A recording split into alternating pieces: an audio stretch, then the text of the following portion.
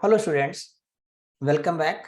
पिछले लेक्चर में हम लोगों ने पढ़ा था कि एग्जैक्ट डिफरेंशियल इक्वेशन कौन सी होती है और उनको कैसे सॉल्व करना चाहिए।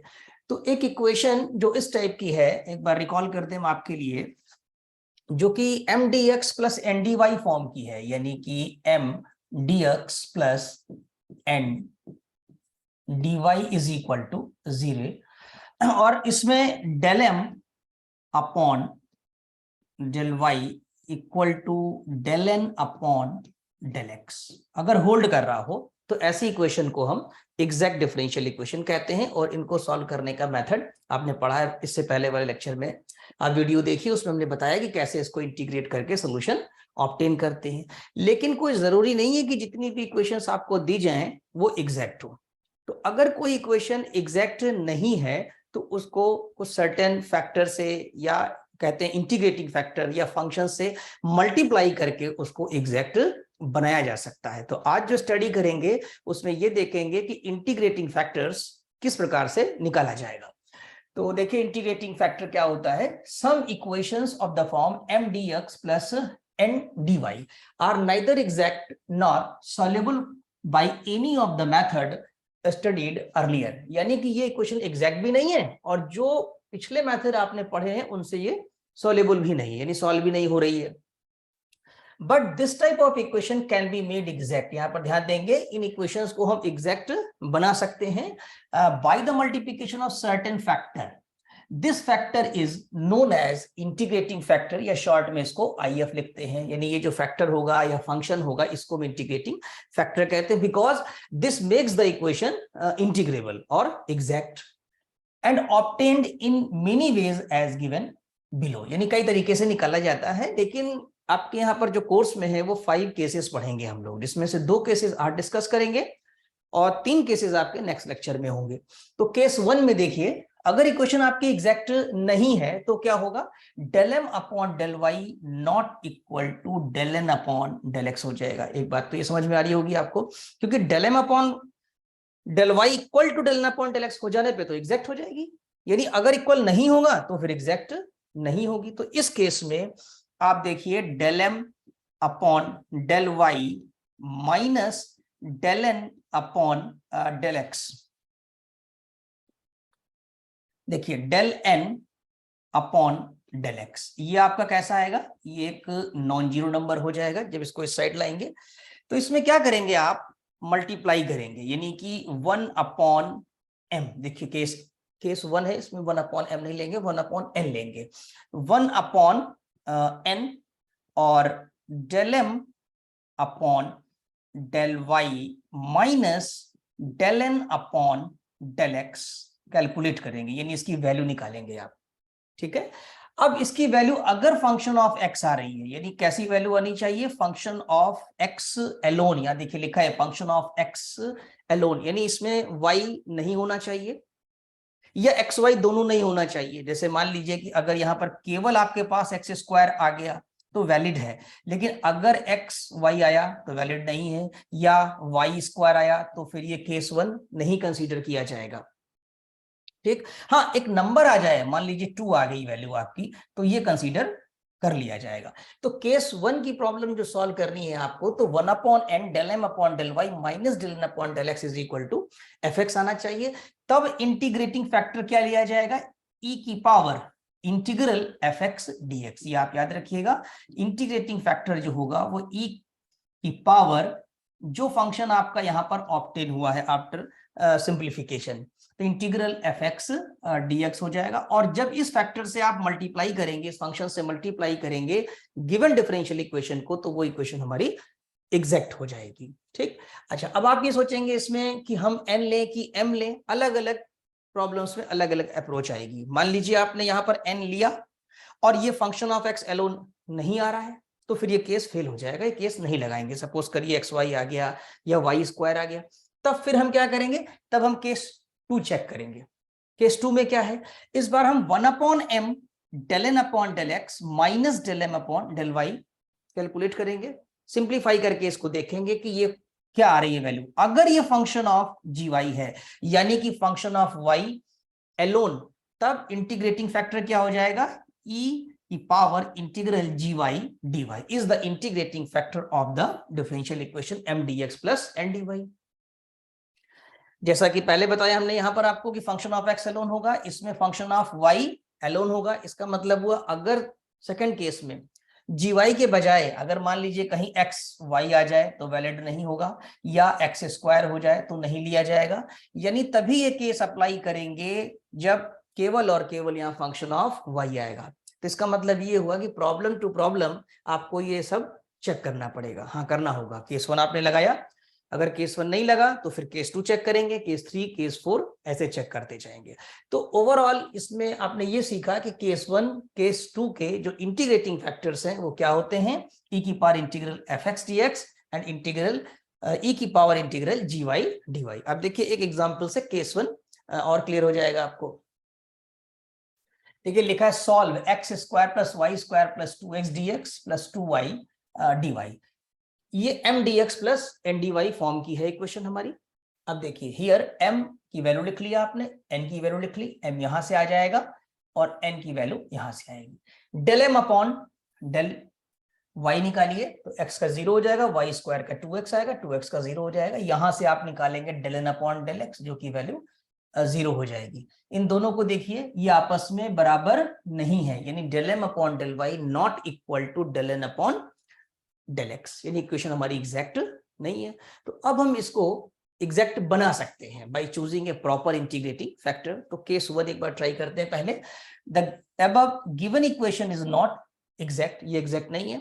नाउ 1 अपॉन n, केस 1 में है 1 upon n del m upon del y minus del n upon del x, क्योंकि ये नॉन जीरो है, इसका डिफरेंस लेंगे नॉन जीरो आएगा, कोई ना कोई वैल्यू आने वाली है।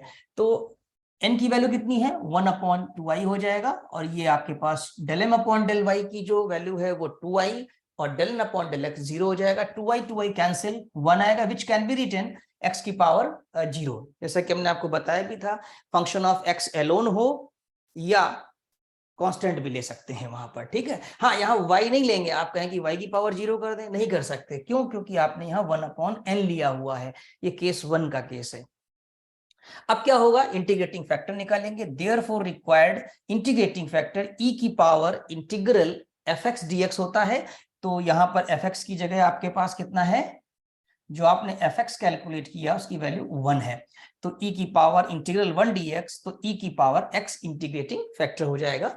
Multiplying by integrating factor e की power x in the given equation we have. तो जो इक्वेशन आपको दी हुई है उसमें आप मल्टीप्लाई करेंगे। देखिए यहाँ पर e की पावर x का मल्टीप्लाई किया गया, यहाँ पर e की पावर x का मल्टीप्लाई किया गया। यानी पहले इंटीग्रेटिंग फैक्टर डिटरमाइन करेंगे और उसके बाद उस इंटीग्रेटिंग फैक्टर से, उस फंक्शन से गिवन इक्वेशन को मल्टीप्लाई कर देंगे। जब आप मल्टीप्लाई कर देंगे तो ये जो इक्वेशन आपकी आई है ये एग्जैक्ट ही होगी। अगर थोड़ी देर के लिए हम इसको m1 कह दें, यानी m1 dx प्लस इसको n1 dy कह दिया जाए, जिसमें m ये है, m1 आपका ये है e की power x bracket x square plus y square plus 2x, और n1 है e की पावर x 2y।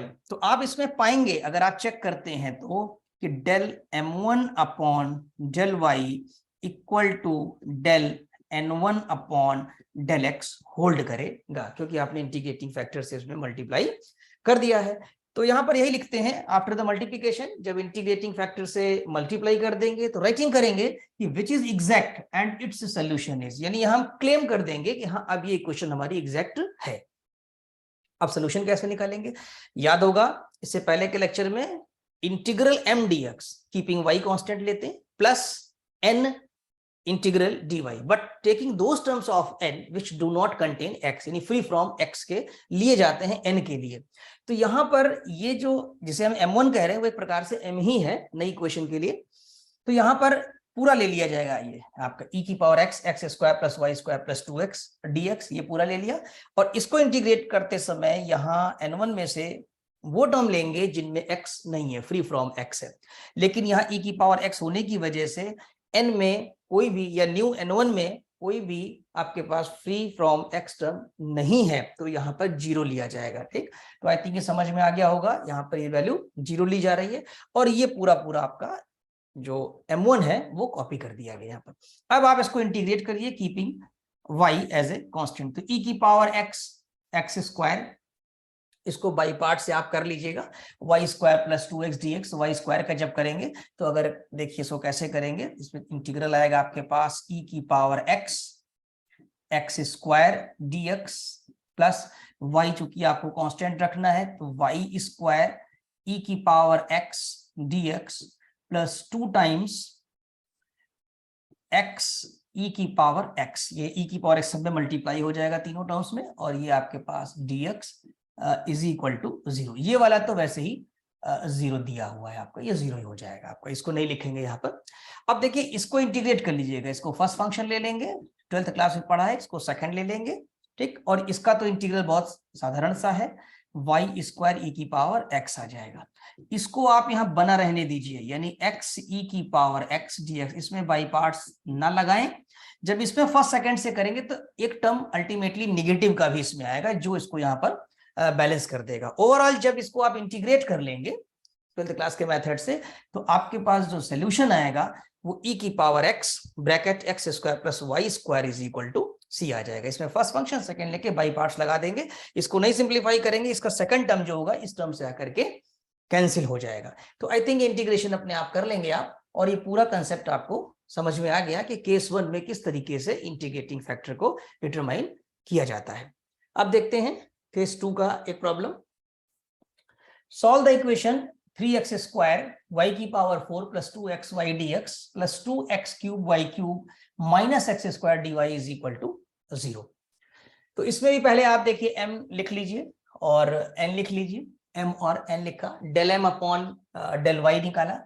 जब y के रिस्पेक्ट में करेंगे तो यहाँ पर y की पावर 4 का डिफरेंशियल होगा, 12x स्क्वायर y क्यूब बन जाएगा, और यहाँ पर प्लस 2x आ जाएगा आपके पास, ठीक है। ये del m upon del y आ गया। फिर n को x के रिस्पेक्ट में करेंगे तो 6x स्क्वायर y क्यूब और x स्क्वायर का आपके पास हो जाएगा 2x। तो आई थिंक ये दोनों डिफरेंशियल समझ में आ गए होंगे।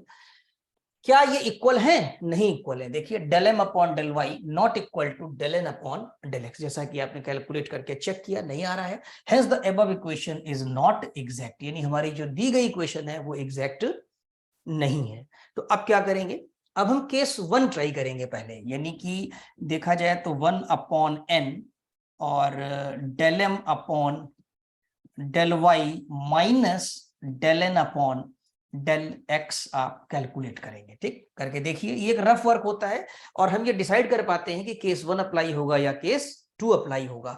तो जैसे आपने ये रखा तो 1 अपॉन n की वैल्यू कितनी है आपके पास, ये आ रहा है 2x cube y cube minus x square. देखिए कॉम्प्लिकेटेड आने लगा, तो केस 1 के वैसे भी चांसेस घट गए यहाँ पर, ठीक है। और del m upon del y कितना है आपके पास, 12x square y cube plus 2x, अब minus del n upon del x अगर रखते हैं तो minus 6x square y cube, फिर जब माइनस में करेंगे तो ये आपके पास ये हो जाएगा प्लस में 2x, राइट। तो अगर ये देखा जाए तो ये ओवरऑल बन जा रहा है आपके पास 1 upon 2x cube y cube, 2x cube y cube minus x square, ये आपके n की वैल्यू है। और यहाँ पर अगर कैलकुलेशन करें तो x स्क्वायर y क्यूब और x स्क्वायर y क्यूब यहाँ पर भी है, तो ये 6x square y cube plus 4x आ जाएगा। देखिए y कैंसिल नहीं हो रहा है इसमें, यानी हम ये कह सकते हैं कि this is not the function of only x, ये केवल x का फंक्शन नहीं, इसमें y भी लग रहा है, केस 1 नहीं लगेगा। तो फिर हम केस 2 में जाते हैं, यानी 1 upon m del n upon del x minus del m upon del y calculate करते हैं। हाँ, अगर केस 2 भी ना लगता तो जो अभी आप नेक्स्ट लेक्चर में पढ़ेंगे, केस 3 है, केस 4 है, केस 5 है, तब हम वो अप्लाई करेंगे। तो फिलहाल केस 2 करते हैं। 1 अपॉन m की वैल्यू पुट कर दी, del n upon del x minus del m upon del y, ये डिफरेंसेस लिख लिए यहाँ से, del n upon del x लिख दिया, minus del m upon del y लिखा, इसको आपने सिंप्लीफाई किया तो वैल्यू आ रही है minus 2 upon y, which is the function of y alone, यानी फंक्शन ऑफ y एलोन ही केस 2 का है, तो केस 2 इसमें एप्लीकेबल हो जाएगा। तो अब जो इंटीग्रेटिंग फैक्टर आएगा, तो आपने पढ़ा हुआ है कि इंटीग्रेटिंग फैक्टर जब केवल फंक्शन ऑफ y एलोन होगा तो इंटीग्रल यहां पर हो जाएगा आपके पास fy, यहाँ जो वैल्यू आ जाएगी वो एफ वाई लिखा जाएगा और इसको डी वाई लिखा जाएगा, यानी कि इंटीग्रल माइनस और यहाँ पर ये 2 ले लें बाहर अगर, तो 1/y dy हो जाएगा और इंटीग्रेटिंग फैक्टर कैलकुलेट करके उसको गिवन इक्वेशन से मल्टीप्लाई कर देंगे। तो देखिए नेक्स्ट स्लाइड में, तो जो इंटीग्रेटिंग फैक्टर है e की power integral F Y D Y, तो e की पावर -2y 1/y dy दिया हुआ है। अब आप इसको इंटीग्रेट करिए, तो यहाँ पर मिस्टेक है, दैट शुड बी e की पावर -2 log y, यहाँ log 2 लिखा है तो ये log y होना चाहिए। और ये जब आप इसको log के ऊपर पावर कर देंगे तो ये हो जाएगा e की पावर log y की पावर -2। एक फार्मूला आपने पढ़ा हुआ है कि e की पावर में अगर log t है तो इसको t लिख लेते हैं क्योंकि नेचुरल बेस e रहता है इसमें, तो ये y की पावर -2 आ जाएगा, विच कैन बी रिटन 1/y²। तो 1/y² इस प्रॉब्लम में इंटीग्रेटिंग फैक्टर है। Therefore, multiplying by 1/y², the given equation becomes। अब जो प्रॉब्लम आपको दी हुई है, यानी अगर आप पीछे देखें, ये क्वेश्चन है, इसमें आपको मल्टीप्लाई करना है, किससे करना है? 1/y² से, पूरे इस ब्रैकेट को करना है और इसको भी मल्टीप्लाई कर देना है और सिंप्लीफाई कर लेना है। तो जब आप मल्टीप्लाई करके सिंप्लीफाई करेंगे तो ये आपके पास आ जाएगा 3x² y² plus 2x/y dx plus 2x³ y -x² dy। अब ये जो इक्वेशन है ये एग्जैक्ट है, जैसा कि हमने बताया था, इसको m1 dx plus n1 dy अगर आप लेते हैं तो del m1/del y is equal to del n1/del x satisfy कर देगा। तो यहाँ पर ये क्लेम किया जाता है कि विच इज एग्जैक्ट इक्वेशन, यानी अब ये इक्वेशन हमारी जो है वो कैसी है? एग्जैक्ट बन चुकी है, क्योंकि हम उसको इंटीग्रेटिंग फैक्टर से मल्टीप्लाई कर चुके हैं। एंड इट्स सोल्यूशन इज, अब इसका सोल्यूशन क्या होगा? इसको इंटीग्रेट करते हैं, 3x² y² plus 2x/y dx, इसको करेंगे और n में वो टर्म लेंगे जो x से फ्री होंगे, लेकिन x यहां पर भी है तो ये टर्म नहीं लिया जाएगा, ठीक, और यहां पर भी x² है तो ये टर्म भी नहीं लिया जाएगा, यानी n में से कोई भी टर्म ऐसा नहीं है जो कि x से फ्री हो, इसलिए यहां पर वैल्यू 0 ले ली गई है और ये m पूरा ले लिया गया है। 3x² y² plus 2x/y D, इसका इंटीग्रेशन x के रिस्पेक्ट में करेंगे तो 3y² एज ए कांस्टेंट हो जाएगा, ये हो जाएगा x³/3, तो x³/3 से 3 कैंसिल हो जाएगा तो x³ y², देखिए आ गया। इसका इंटीग्रल 2/y रहेगा और x का इंटीग्रल हो जाएगा x²/2, 2 कैंसिल तो x²/y और इज इक्वल टू c। तो यही आपका आंसर हो जाएगा। तो आई थिंक ये प्रॉब्लम का सोल्यूशन भी समझ में आ गया होगा। तो केस 1 केस 2 का वीडियो आप 1 से 2 बार देखिए और इनकी प्रॉब्लम्स का प्रैक्टिस करिए, तो आपको पता लग जाएगा कि किस तरीके से हम अपनी इक्वेशन का इंटीग्रेटिंग फैक्टर डिटरमाइन करके इक्वेशन को एग्जैक्ट बना सकते हैं और उसके बाद उसका इंटीग्रेशन करके सोल्यूशन ऑब्टेन कर सकते हैं। Thank you so much.